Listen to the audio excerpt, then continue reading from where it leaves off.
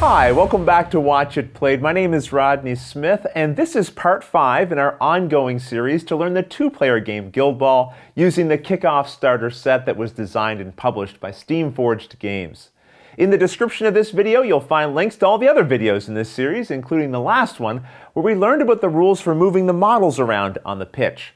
But here, we're going to learn about moving the ball using the kicking action. A kick action can be made by an active model in possession of the ball and will either be considered a pass if it targets a friendly model or a spot on the pitch, or if it targets an enemy's goalpost, it's considered a shot. Whether the kick is a pass or a shot, you'll follow similar steps. If targeting a player or a spot on the field, the kicking model must spend one of its influence. If making a shot on goal, then it must also spend one of its team's momentum points. So this means if your team hasn't gained any momentum yet that round, you will not be able to take a shot at the opponent's goal. The target you're kicking towards never has to be within your model's line of sight, but it does need to be within your model's kick distance, which is the number of inches shown here on the right under the model's kick stat. For Tapper, this is 6 inches. Now check to see if your target is valid by measuring a line from the kicking model directly towards it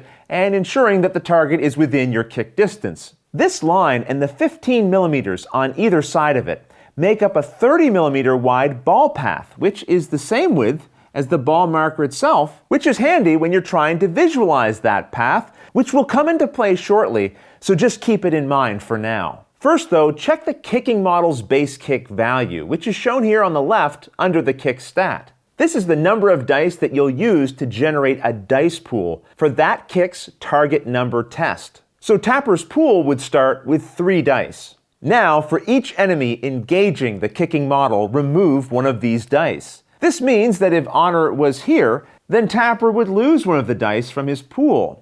Also, remember that 30 millimeter ball path that we referred to earlier that goes from the kicking model to the target? Each enemy model not engaging the kicking model, but with any part of its base within that path, is referred to as an intervening model. Each of these will remove a die from the kicker's pool, but the pool can never be reduced below 1, so any further reductions would be ignored. With the dice pool that remains, you now resolve a 4 or higher target number test. In other words, for the kick to succeed, after rolling, you'd need to see at least one result of 4 or higher. So if Tapper rolled a 6, for example, the kick would succeed in getting to Friday. However, when rolling, there are a couple of other modifiers to keep in mind as well. If the target spot, friendly model, or enemy goalpost that you're kicking towards is not within line of sight, then you would add 1 to the target number test. For example, if Brick and Flint's bases were touching here, Tapper's line of sight to Friday would be completely blocked. Now, instead of needing a 4 or higher to succeed, Tapper would need to roll at least a 5. If the kick is a pass to a friendly model, as we're doing in this example, then you also increase the target number by 1 for each enemy engaged with that model. So in this situation, Tapper would now need to have rolled that 6 he originally rolled. If the kick is to an enemy goalpost within 4 inches of the model making the shot, then this is called a tap-in, and you reduce the target number to roll by 1. So in this example, where normally he would need to roll a 4 or higher, now his shot would succeed on a roll of 3 or higher. After the roll, if the kick was successful and the target was a friendly model, then it immediately gains possession and your team also collects a momentum point. If a pass to a player was unsuccessful, you perform a kick scatter using this template centered on the target model, with this arrow in the center pointing in the direction that the ball was traveling from. Then you roll a die to determine which of these scatter arrows represents the direction the ball now ends up going in. And you roll a second die to determine the distance in inches that it travels to, placing the ball centered on that point. If the target that you kicked to was just a spot on the pitch and you were successful, you also perform a kick scatter, centering the template on that location. However, because you were successful, you'll have a little more control. After rolling the dice for the direction and the distance, you can choose to re-roll the entire kick, but then you must accept this as the result. If when kicking to a spot you're unsuccessful in your target number test, then you still scatter from this position. But whatever you roll as your initial result for the direction and distance is exactly where the ball scatters to. You don't have the option of re-rolling. If the target you kicked to was a goalpost and you were unsuccessful, you won't score. And how the ball reacts is something we're going to look at towards the end of this video once we've learned a few other related rules. So stick around. But keep in mind, only a successful shot on goal can score.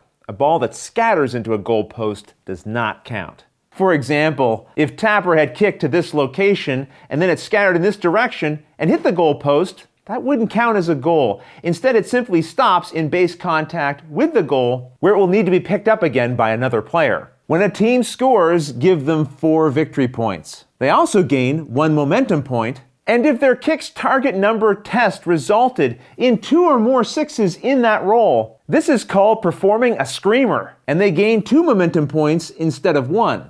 Also remember, during the maintenance phase, when generating the influence pool for your team, you get an extra influence point for each goal you've scored during the game. These are called goal influence, and there are special tokens for this that you can collect to help you to remember to assign this extra influence. If the active model scores during its activation, then its activation ends immediately. So if Tapper scored here, even though he has more influence left to spend and other things he could do, his activation for this turn is over. However, nothing else changes on the pitch. The models stay where they are, and the ball is immediately returned to the pitch with a goal kick.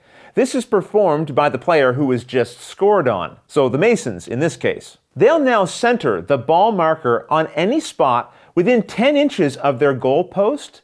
So for example, maybe they'll measure about 6 inches out, placing it here. They then use the kick scatter template centered on the ball, with the central arrow pointing in the direction that came from the goal post. And then, as usual, roll a die for direction and distance to see the final spot that the ball lands in. The Mason player in this case strategically chose this point for the goal kick, hoping that it would scatter into one of their players. And sure enough, since its resting point will be within 1 inch of honor, that player can choose to snap the ball to her base to take possession. We'll learn about interceptions shortly, but just know that a goal kick may never be intercepted. During a game, when placing the ball marker, you need to follow the rules of least disturbance that state that when you place it, you put it as close as possible to the correct position without disturbing other models or terrain. So if the ball was meant to land here on top of Stave, we don't move the model. Instead, we would place it here as close as possible to the correct position. Keeping in mind that with the Snap 2 rules, Stave could choose to take possession of the ball if allowed. One thing we've discussed in this video and in previous ones is the ball scattering on the pitch. And I think through the examples that we've seen, it should now be pretty clear how this works. You use a template and you roll a die to determine the direction the ball scatters in, and then another die for the distance.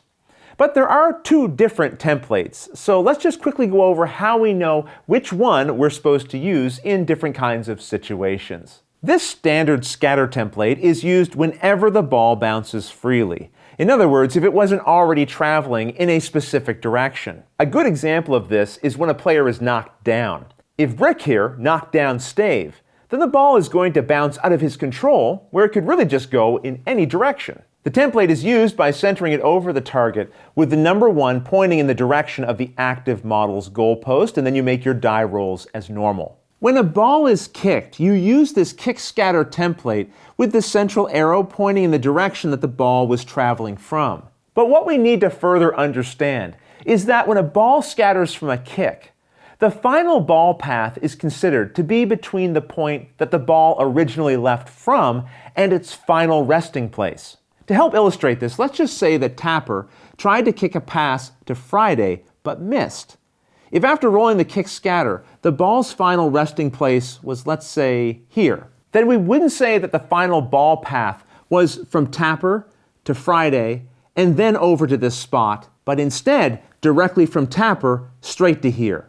If this new ball path travels across terrain that would affect it, you adjust accordingly, but we'll learn about the rules to terrain in a future video. Either way, the important thing is to always pay attention to this newly created ball path, because during a kick scatter, the closest model first encountered within the path, whether friendly or otherwise, may choose to take possession of the ball. This is known as an interception. If that model chooses not to take possession, then you continue to give this interception opportunity to each other model within the path in order until you get to the final spot. So the Mason player in this case may choose not to give the interception to Honor, but instead wait and give it to Flint.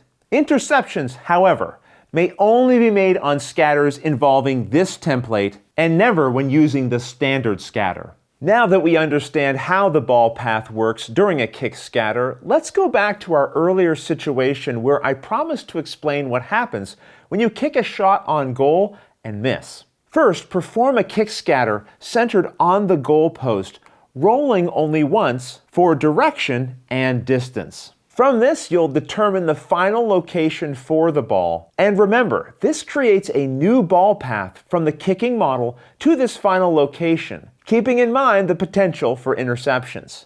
If instead the new ball path would cause the ball to intersect with the goal post, for example, if its final scatter point was here, the new ball path would instead travel through the goalpost. In that case, it can't count as a score as the kick was ultimately unsuccessful. But because the goalpost is a barrier, the ball will stop dead at the point it would make contact with it. You can think of it as clanking up against the goalpost but not going in. From here, it can then be picked up by a player. And we'll learn more about terms like barriers in a future video on terrain. The final thing to cover in this video is what happens when any part of the ball marker's base would leave the pitch.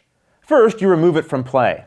But the game does not stop. Instead, the enthusiastic crowd is said to throw it back in. To do this, immediately place the ball on the center spot here and resolve a standard scatter with the one arrow, as usual, pointed towards the active player's goalpost. And, as we learned, since this uses the standard scatter template, the throw-in may not be intercepted. And with that, you now know the rules to the kick action and ball scattering. In the next video, we're going to learn about character abilities. But if you have any questions about anything that you saw here, don't hesitate to put them in the comments below, and I'll gladly answer them as soon as I get a chance. But until the next episode, thanks for watching.